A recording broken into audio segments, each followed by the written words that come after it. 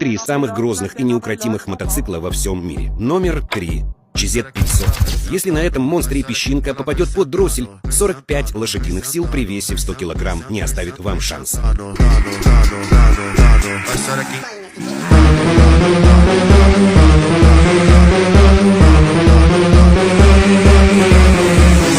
Номер 2. Майко 700. Как говорит американский журнал про этот немецкий мотоцикл, мы думали, что двигатель от самолета засунули в шасси мотоцикла, ведь на его борту 82 лошадиные силы. Номер 1. Порвет с светофора любую Кавасаки Хаябусу. Единственный аппарат, который едет быстрее, чем Хаябуса, потому что у него максимальная заявленная скорость 200. То есть GSX-еры и Yamaha R1 хуже ее, потому что она едет 301. Но 39 передач, в общем, вот, значит, 9-тактные мопеды. 14-цилиндровый двигатель.